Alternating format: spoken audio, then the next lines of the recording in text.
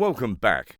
So our next silent killer of your productivity is something we think many people take for granted, and that's how big an impact your emotional state or energy level plays at any particular time. You'll see at any moment you can have a huge influence on how you feel. Another term for that might be mood.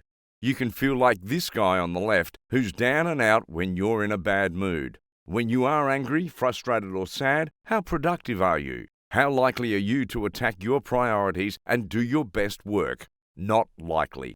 Now, if you feel like this man on the right, you're much more likely to pick up that phone to make the important phone call without hesitation and dive right into the most important task, and you're much more likely to be successful. Now, the thing is, for most people, their mood is usually determined by external circumstances. If they're having a bad day, they're in a bad mood. If they're having a good day, they're in a good mood. But it doesn't have to be that way. There are multiples of strategies at your disposal to influence your mood or emotional state at any given time.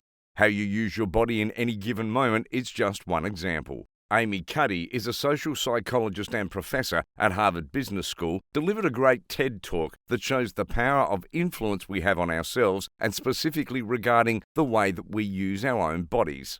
In her studies, she put participants into high-powered poses or low-power poses for just 2 minutes.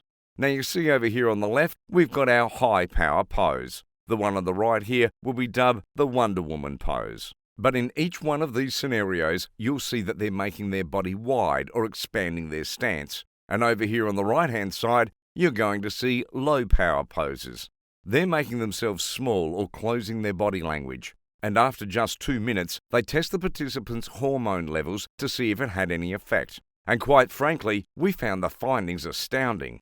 Those who struck the high-power pose showed a 20% increase in testosterone and a 25% decrease in cortisol, cortisol being a hormone most times associated with stress. And those that spent 2 minutes in the low-power poses saw a 10% decrease in testosterone and a 15% increase in cortisol.